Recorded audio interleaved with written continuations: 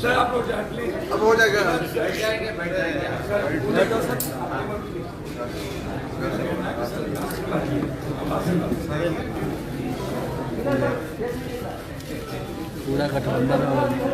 पूरा गठबंधन हो गया। हम लोग बैठ गए पीछे जरा। नगेंद्र जी मनु नगेंद्र जी बैठे खींचिए ना। हाँ अरे अरे यार बैठ गए लो ना भाई।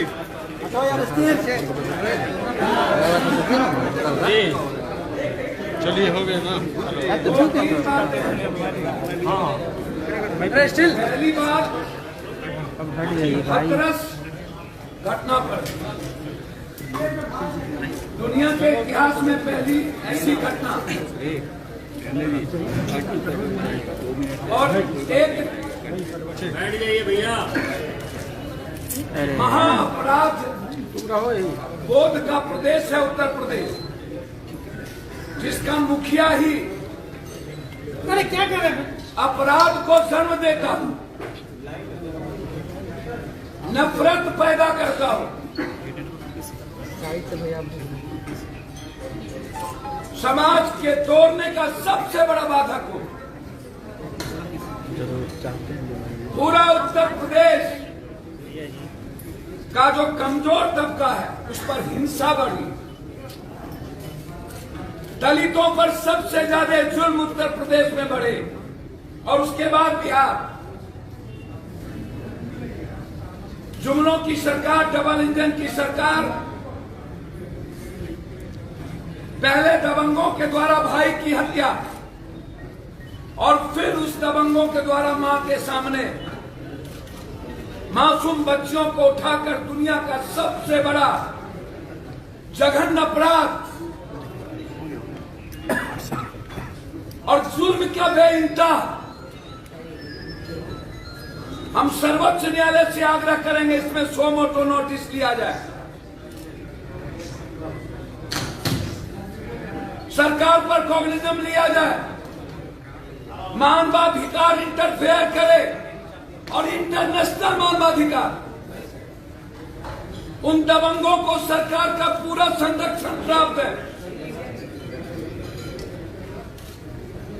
2 करोड़ रुपया मुआवजा, परिवार को नौकरी, 3 महीने के अंदर स्पीडी ट्रायल के साथ फांसी की सजा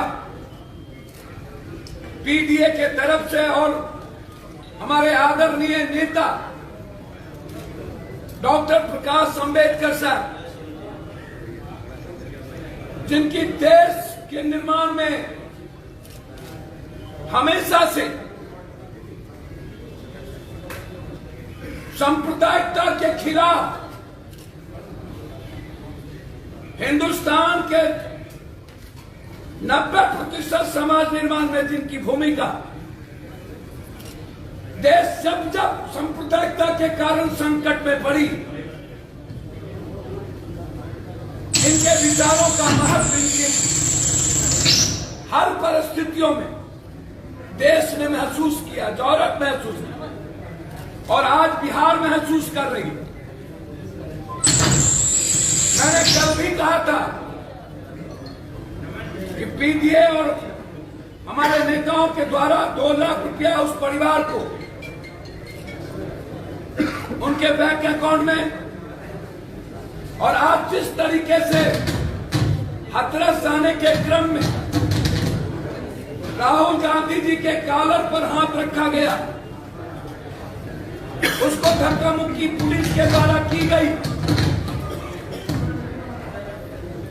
किस तरीके से लोकतंत्र के गले को घोंटा जा रहा है। जरूरत है एक मजबूत आवाज की बिहार से। यह दोनों बड़ा व्यापक बदलाव के जो हमारे आदरणीय नेता प्रकाश अंबेडकर साहब हैं, हम लोग मिलकर हाथरस की घटना के खिलाफ बिहार से एक आवाज उठाएंगे। निंदा करते हैं जो हथरस जाने के क्रम में कांग्रेस के नेता, राष्ट्रीय महासचिव और पूर्व अध्यक्ष राहुल गांधी जी, प्रियंका गांधी जी के साथ जो हुआ वो निंदा प्रस्ताव। दूसरी जो आज सबसे अहम पाठ है, इतिहास में पहली घटना होगी, नॉमिनेशन का डेट शुरू हो गया। दुनिया की आजादी में शायद ऐसी घटना नहीं होगी कि कोई पार्टी का सीट शेयरिंग नहीं हुआ, किसी ने अपनी सीट की घोषणा नहीं की, कोई राष्ट्रीय पार्टी अपना नामांकन नहीं किया।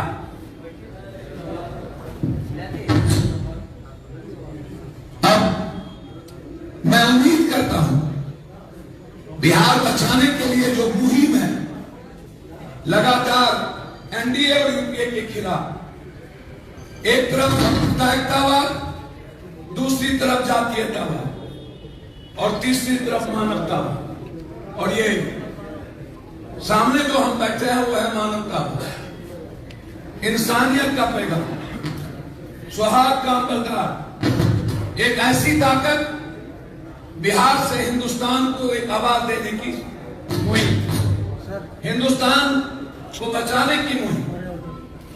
7 सालों में जिस तरीके से हिंदुस्तान के किसानों की आत्मा पर चोट, हिंदुस्तान के निर्माण में सबसे बड़ी भूमिका मजदूर एक्ट को खत्म करने की उसकी जिंदगी पर चोट, तीसरी तरफ हिंदुस्तान की सबसे बड़ी ताकत 90% छोटे काश्तकार और व्यापारी, नोटबंदी और जीएसटी से उस पर चोट, और चौथी तरफ भारत के निर्माण में जिसकी सबसे बड़ी भूमिका है युवा, उसकी जिंदगी को समाप्त करने की, बेरोजगार करने की 14 करोड़, और 5वीं तरफ हिंदुस्तान के 90% वंचित समाज, कमजोर समाजों के एजुकेशन में बड़ा बदलाव, इतिहास को समाप्त करने की तैयारी कोरोना वायरस, और ऐसी ताकतों से बचाने के लिए पीडीए और हमारे आदरणीय नेता प्रकाश अम्बेडकर साहब के सानिध्य में हम बिहार के 2020 की चुनाव, जहां एक तरफ खाई और गड्ढा, एक तरफ नारनाथ और सामना, दोनों एक ही थाली के चट्टे बट्टे, दोनों बिहार और बिहारियों के बारे में कभी सोचता नहीं। 2006 में एमएसपी के न्यूनतम मूल्यों पर चोट किया नीतीश ने, बिहार के युवाओं को मरने पर मजबूर किया नीतीश ने, जिस नीतीश के पास 15 साल के बाद कोई मुद्दा नहीं, सिवाय ऐश्वर्या, सिवाय रघुवंश बाबू, सिवाय सुशांत, सिवाय लाश पर राजनीति के, बस उनके पास मुद्दे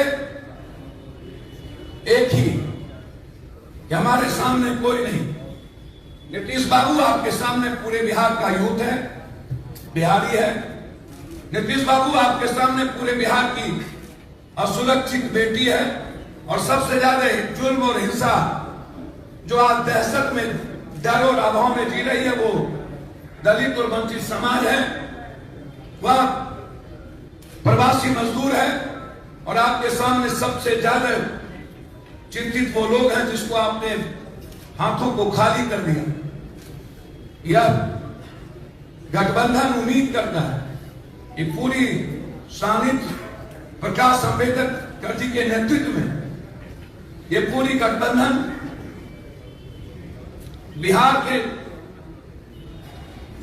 सभी वर्ग, धर्म, जाति को साथ लेकर, ना बैकवर्ड ना फॉरवर्ड, ना हिंदू ना मुसलमान, ना दलित ना पसमंदा ना गैर पसमंदा, ना दलित ना महादलित, ना पिछड़ा ना कम पिछड़ा, बस बिहार की आजादी, आर्थिक आजादी, शैक्षणिक आजादी, इस भ्रष्ट अपराधी और माफियाओं से आजादी, और इस बिहार से भारत की आत्मा पर बैठने वाली एनडीए से मुक्ति की आजादी। इसीलिए मैं सिर्फ आज इतना ही कह सकता हूं कि कल हाथरस के खिलाफ हम लोग पटना के धरती पर जो निर्णय गठबंधन के द्वारा लिया जाएगा, सड़कों पर होंगे, उस परिवार को पूरी मदद की जाएगी और इस जुल्म के खिलाफ मजबूती से आवाज उठाई जाएगी। कल शाम तक आपको इस गठबंधन की सीट शेयरिंग की आपकी जानकारी आपके सामने होगी। हम पहले भी 30 साल बनाम 30 साल का नारा दिए हैं। ये 15-15 साल तो ठगों का नहीं, जंगल और माफिया राज का नहीं, ये प्रकाश अंबेडकर साहब के सानिध्य और नेतृत्व में हम आगे बढ़ेंगे और बिहार बचाएंगे। बहुत बहुत धन्यवाद। मैं चाहूंगा पहले प्रकाश अंबेडकर साहब अपनी बात कहेंगे, फिर आपको जो पूछना होगा उससे आप पूछें। धन्यवाद। मैं सभी पत्रकारों का स्वागत करता हूं। जिस तरह से पप्पू यादव ने कहा कि सीटों का कल तक विवरण जो है दिया जाएगा, एक बैठक हो चुकी है। यशवंत सिन्हा जो है उनके जो ग्रुप है उनके प्रतिनिधि थे, पप्पू यादव उनका जो एक ग्रुप है उसके प्रतिनिधि थे, और वंचित का जो एक ग्रुप है उसके एक प्रतिनिधि है। लगभग पहले फेज का जो है वो तय कर चुके हैं। लेकिन बिहार के राजनीति में जिस तरह से बदलाव आ रहा है, अब तक अटकलें लगाई जा रही है कि कांग्रेस समझौते में जाएगी या नहीं जाएगी आरजेडी के साथ में। हम लोगों ने कांग्रेस पार्टी को संदेशा दिया है कि देश भर की राजनीति की परिस्थिति बदल चुकी है। पहले कांग्रेस सेकेंडरी रोल प्ले कर रही थी, फिलहाल कांग्रेस को सेकेंडरी रोल करने की अब कोई जरूरत नहीं है। चाहे तो वो बिहार से सामने से अगर लीड करना चाहे तो वो कांग्रेस के साथ जाने के लिए तैयार है, कांग्रेस को मदद करने के लिए भी। हम लोग उम्मीद करते हैं कि कांग्रेस एक सबसे बड़ी पार्टी है इस देश में। 2010 से लेके जिस तरह का माहौल आरएसएस बीजेपी ने बनाया था, तो जिस गैर को लेके बीजेपी की सत्ता होने के बाद भी और उनके ही कार्यकाल में तो जी स्कैम का मामला जो है वो कोर्ट में हियरिंग हुई, उसकी एविडेंस भी ला ली, जजमेंट भी आ चुकी है। जज ने ये कहा कि हर दिन में इंतजार करता रहा कि आज डॉक्यूमेंट आएंगे, आज डॉक्यूमेंट आएंगे, लेकिन पूंजी स्कैम के डॉक्यूमेंट आरएसएस बीजेपी की सरकार है वो कोर्ट के सामने नहीं लिया है, और बरी करने के अलावा मेरे पास कोई रास्ता नहीं है, ऐसा वक्तव्य उस जज ने वहां पर कहा। कितना करते हैं उसमें मैं उसमें नहीं जाना चाहता हूं, लेकिन जिस स्कैम की वजह से कांग्रेस पूरी तरह से बदनाम हो चुकी थी, वही पूंजी स्कैम का मामला जो है वो दिया है, और इसलिए कांग्रेस से हम लोग आज कह रहे हैं कि आप सामने से आके डील करिए, हम आपको मदद करने के लिए तैयार। कल का वक्त हम लोग ने इसलिए तय किया है कि एक दिन कांग्रेस का रवैया जो है क्या मैसेज आता है, बातचीत तो चली है, फाइनल मैसेज क्या आता है उसके लिए हम लोग इंतजार कर रहे हैं। अगर कल कांग्रेस का फैसला अगर नहीं आता है तो हो सकता है कि ये जो फ्रंट हम लोग ने बनाया है, इनकी जो सीट शेयरिंग की जो परिस्थिति है, व्यवस्था है, उसका फर्स्ट फेज का जो हिस्सा है तो हम कितने लड़ेंगे इस पर मेरे ख्याल से तय हो चुका। मैंने कहा कि उसका पूरा विवरण का सबूत देंगे। जिस तरह की परिस्थिति बन रही है, मैं उतना ही कहूँगा कि अगर हमें इकट्ठा है तो एनडीए की सरकार को यहाँ पर हरा सकते हैं और एक नई इस देश की शुरुआत हुई। आज एनडीए की सरकार केंद्र में है। जिस तरह से खबरें लद्दाख की बॉर्डर से आ रही है वो एक तरफ है, और दूसरी तरफ यही सरकार जो एनडीए की सरकार जो है वो चाइना से मदद ले रही है और खरीद भी रही है। क्या सही है क्या गलत है ये पता नहीं चल रहा है, हकीकत क्या है वो भी पता नहीं चल रहा है। बताने के लिए सरकार तैयार नहीं है। एक तरफ चाइना के साथ में हमारा वॉर हो सकता है ऐसी एक परिस्थिति बताती है, और दूसरी तरफ चाइना से ही ये माल खरीद रहे हैं। यार आपकी वॉर की परिस्थिति है तो चाइना के साथ का पूरा संबंध वहां पर टूटना चाहिए, उसका ऐलान भी सरकार यहाँ पर कर रही है। और इसलिए गुमराह बनाने की जो बात है ये सरकार की है। इसलिए हम लोग ये कह रहे हैं कि एनडीए की सरकार बिहार से अगर चली जाती है, कांग्रेस से हम यही बता रहे कि अगर बिहार से अगर एनडीए की सरकार गई तो देश भर में एक नारा जाएगा कि एनडीए की सरकार को बदलो और मानव बचाओ, इंसानियत बचाओ। जिस तरह से रवैया हाथरस में दिखाई दे रहा है, परिवार को ना बताते हुए उस बच्ची का भी अंतिम संस्कार कर दिया, उसको जला दिया है। ये पता नहीं है कि उसका विस्तार बचाया रखा है या नहीं बचाया रखा, इसकी भी जानकारी नहीं है। पोस्टमार्टम हुआ या नहीं हुआ उसकी भी जानकारी नहीं है। जिस तरह की यूपी के पुलिस बयान दे रहे हैं कि उन पर रेप नहीं हुआ है, उनकी रीढ़ की हड्डी टूटी हुई नहीं है, उन पर किसी भी प्रकार का खरोच नहीं है, ये जो पुलिस के बयान आ रहे हैं, वो हॉस्पिटल के जो डॉक्टर्स थे उनके जो बयान है, दोनों अलग अलग किस्म के बयान वहां पर आ रहे हैं। और इसलिए जिस सरकार के पास कोई इंसानियत नहीं है उस सरकार को रखना मैं समझता हूँ कि उचित नहीं है। और इसलिए ये फ्रंट का माध्यम से हम लोग एनडीए की सरकार के खिलाफ यहाँ पे मोर्चा खड़े हुए उम्मीद करते हैं कि लोग हमको साथ देंगे इस एनडीए की सरकार। और भी पूछता हूँ आप हर प्रेस कॉन्फ्रेंस में वक्तव्य लेके आते हैं, क्या जनता के बीच में वक्तव्य कि नहीं? देखिए, मैंने सुबह खुलासा किया था कि ये जो स्टाफ है ये होटल का स्टाफ है, ये मेरा स्टाफ नहीं, मैं बेयर नहीं कर सकता। आप डिमांड करते हो तब ना? सर, मैं डिमांड नहीं करता। आज बिहार का सवाल है, एक सवाल है सर। और एक डॉक्टर प्रकाश अम्बेडकर को बाउंसर की आवश्यकता नहीं, विचारों का संगम,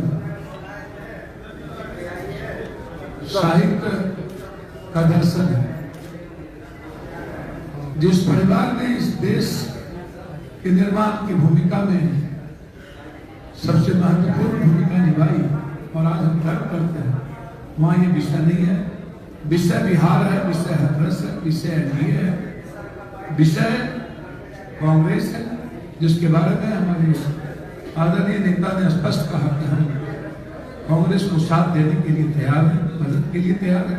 कांग्रेस आगे आए, यह पूरे पीडीए गठबंधन, इसमें सभी लोग, चाहे चंद्रशेखर जी हो, सीपीआई हो, अटंगी हो, एलएलपी, जो भी कांग्रेस हो, सभी लोग। इसलिए मैंने कहा कि बिहार जब देश महाराष्ट्र से जब बचती है, उसकी भूमिका प्रकाश अम्बेडकर साहब ने बिहार को देखा और महसूस किया। इसलिए उनके सानिध्य में पीडीए संरक्षक के रूप में हम बनने को तैयार हैं, और मैं उम्मीद करता हूं इस गठबंधन का संरक्षक हम आदरणीय प्रकाश अम्बेडकर के नामों की घोषणा करेंगे। एक सवाल है सर। आप कहते हैं कि आज कॉम्बिनेशन चल रहा है, सीट शेयरिंग नहीं हुआ, लेकिन आप तो उनका गठबंधन नहीं कर रहे हैं। सर मैं आपको बहुत क्लियर बता दूं कि व्यापक हितों में और एनडीए को रोकने के लिए सिर्फ हम लोगों ने आग्रह किया है कि कांग्रेस को आगे आना चाहिए, कांग्रेस निर्णय ले, हमारी पूरी गठबंधन कांग्रेस के साथ खड़ी। सर एक सवाल है सर प्रकाश जी से। प्रकाश जी आप बड़े चेहरे हैं, दलित के बड़े चेहरे हैं। बिहार विधानसभा चुनाव में दलितों को मतलब कि फोकस करके हर पार्टी है वो काम कर रही है, वोटरों को रिझाने के लिए हर तरह के जो फैसले हैं, निर्णय है या फिर घोषणा है कर रहे हैं। ऐसे में जो दलित हैं, महादलित हैं, उनका कितना कर लीजिए कि सरकार बनाने में भूमिका होती है और सरकार बनने के बाद उनको क्या लाभ मिल पाता है? देखिए सरकार बनने के बाद उनको तो लाभ कोई मिलता नहीं, ये बात सही है। हम लोग की यही कोशिश है कि वो सिस्टम का एक हिस्सा बने और इसलिए गठबंधन की जो चर्चा हुई, इस गठबंधन की चर्चा में ये तय हुआ कि जो आरक्षित सीट है वही दलितों को दी जाती है और वही आदिवासियों को दी जाती है। एक सोशल बैलेंसिंग होता है, लेकिन पहली बार इस बार इलेक्शन में होगा कि जनरल सीटों से भी आदिवासी और सुविकास के जो है वो कैंडिडेट उतारे जाए। बदलाव की अगर राजनीति शुरुआत करनी है तो आपसे ही बदलाव की राजनीति शुरुआत होती है और उसका हम लोग चयन करना है। प्रकाश अम्बेडकर जी, एक सवाल ये है कि आपका यहाँ कोई संगठन नहीं है, पप्पू यादव जी के सहारे आप सियासी फसल काटने पहुंचे नहीं क्या? देखिए अगर शायद मेरे पास संगठन नहीं होता तो मेरे पास इतने लोग नहीं बैठे और ना यहाँ जितने भी राजनीतिक दल है उस राजनीतिक दलों से मैं बातचीत नहीं की। ये बात सही है कि पॉलिटिकल संगठन नहीं, लेकिन दूसरे संगठन आज मौजूद है कि जिसके माध्यम से मैं ये सब कर सकता हूं। सोशल संगठन है, उस सोशल संगठन के माध्यम से जो है ये बदलाव की राजनीति हम लोग यहाँ पे शुरुआत करेंगे और यही सोशल संगठन के माध्यम से जो है वो बदलाव है। देखिए एक बात मैं बता दूं,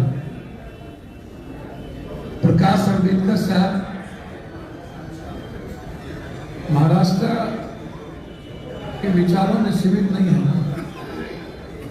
केरल, बेंगलुरु, आंध्र, तमिलनाडु और फिर जहां राजनीतिक और सामाजिक सरकार की बात होगी वहां पर प्रकाश अम्बेडकर साहब की उपस्थिति अहमियत रखता है और मेरे लिए यह परसेप्शन है, इनकी उपस्थिति नाम मात्र यह दर्शाता है कि भारत के आजाद हिंदुस्तान के बाद जिस तरीके से दलितों को परजीवी बनाकर आज तक आप सेकेंड लाइन थर्ड लाइन में खड़े किए हो, मैं आपसे बहुत विनम्रता के साथ कहूंगा जो मेरा प्रतिज्ञा पत्र है उसको पढ़ लो और जो कॉमन मिनिमम प्रोग्राम तैयार करेंगे हम सब मिलके और उसमें जो चीजें होंगी वह हिंदुस्तान के लिए मिसाल होगा और दलितों की सामाजिक, शैक्षणिक, आर्थिक और राजनीतिक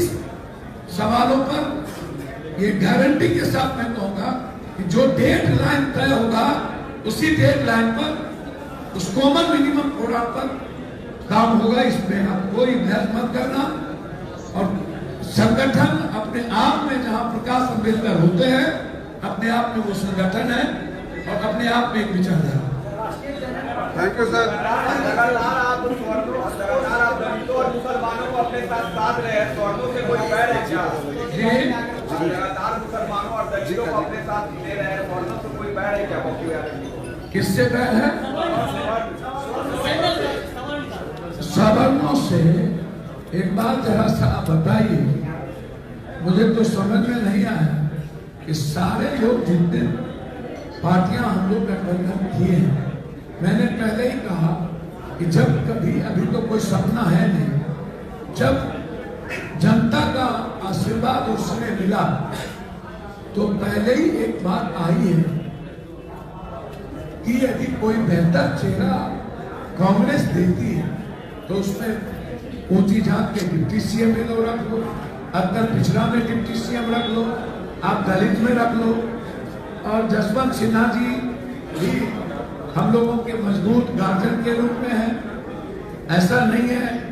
जहां तक सवाल है बड़े व्यापक चीजों का, मैंने पहले ही कहा कि नीतीश कुमार लालू यादव का डर दिखाते हैं ऊंची जातियों को, और लालू यादव डर दिखाते हैं माइनॉरिटी और दलित का, जो अब ये राजनीति नहीं है। पप्पू यादव पूरा खून और अपने आप में फॉरवर्ड है, बैकवर्ड है और दलित है। आप उसकी चिंता ना करें। आप कांग्रेस के साथ जाने की बात कर रहे हैं, अगर उससे पहले राजद आपको ऑफर देगी तो क्या आप उनका समर्थन करेंगे? भैया बहुत क्लियर है, मेरा कोई राजद और लालू यादव जिससे बैर नहीं है। मेरा साफ है कि नीतीश कुमार और लालू यादव की परिवार से अलग हट करके यदि आप राजद भी किसी बड़े गठबंधनों का हिस्सा होती है जिसमें नेतृत्व किसी दलित अत्यंत पिछड़ा या किसी मजबूत लीडरशिप के नेतृत्व में जाता है, और वो इस पीडीए के गठबंधन को महसूस करते हैं कि बिहार बचाने की जरूरत है एनडीए को खात्मा के लिए, तो निश्चित रूप से हम स्वागत करेंगे। और कुछ पप्पू यादव जी, सोशल मीडिया पर इस तरह की खबरें आ रही है कि पूर्व डीजीपी गुप्तेश्वर पांडे के खिलाफ हम चुनाव लड़ेंगे, ऐसा कोई इरादा है कि आपने? मुझे कुछ समझ में नहीं आता है कौन है गुप्तेश्वर पांडे जी। उनसे नौरुना बलात्कार हत्याकांड का सवाल पूछिए, मैं बस इतने में। मुख्यमंत्री का चालक कौन है? आप जी, प्रकाश अम्बेडकर साहब हमारे संरक्षक हैं, हमारे गार्जियन हैं। प्रकाश अम्बेडकर साहब भारत को बचाने की भूमिका में भी आ रहे हैं। इनकी चिंता, गहरी चिंता बिहार से भारत को बचाने की मुहिम है, और हम सब इनके संरक्षक में तय करेंगे। और अभी मुख्यमंत्री की चिंता आप मत करिए, अभी बिहार की जनता की चिंता करिए। जनता तय करती है मुख्यमंत्री कौन होगा, परेशान आप मत होइए। चिराग जी से कोई बात नहीं है? चिराग जी बीजेपी को छोड़ेंगे या नहीं, आप उनसे पूछिए। मैंने पहले भी कहा है बीजेपी को छोड़ेंगे और आगे बढ़ेंगे तो निश्चित रूप से सहयोग लेने में कोई गुरेज नहीं होगा। उपेंद्र कुशवाहा जी ने आपकी दावत कबूल की है अभी तक कि नहीं? हाँ, उपेंद्र कुशवाहा जी ने आपकी दावत कबूल की है? देखिए, लगातार हम साथ में हैं उनका। मैंने पहले कहा कि मुख्यमंत्री का कोई सवाल नहीं है। वो जब जनता मैंडेट देगी उस वक्त विधायक दल का बेटा और हमारे संरक्षक सभी लोग रहेंगे। जो बिहार के बेहतर निर्माण के लिए होगा उसको निश्चित रूप से सामने लाया जाएगा। आप चिंता मत करिए, आप उस सब पर मत जाइए। जिनका भी सहयोग लेना होगा बिहार बचाने में, यदि वो सहयोग देने को तैयार होगा तो हम स्वागत करेंगे। यदि अंतिम पंक्ति में रखते हैं उसके नाम पे उसको नौकरी के लिए आगे चल दिया जाता है, तो क्या दलितों को राज्यसभा तक भैया, दलितों को सम्मान की चिंता एनडीए और आरएसएस का सबसे बड़ा जो सामाजिक और शैक्षणिक दुश्मन बनाए हुए हैं दलितों को। और बाबा साहब अम्बेडकर की आइडियोलॉजी और संविधान पर सबसे बड़ा हमला किसी का है वो आरएसएस और बीजेपी का। और इस देश में बाबा साहब अम्बेडकर जिसने सर्वधर्म समभाव वसुधैव कुटुंबकम और सार्वभौमिकता के दर्शन को लाया है, दुनिया में फिर कोई नहीं हो सकता। आप बेफिक्र रहे, जहाँ इतने बड़े चेहरे हैं और सारे दलित लीडर हैं, वहाँ दलित का अहित नहीं हो सकता। आगे वाले गठबंधन की क्या असदुद्दीन ओवैसी की पार्टी है, देख सकते हैं भैया आरएसएस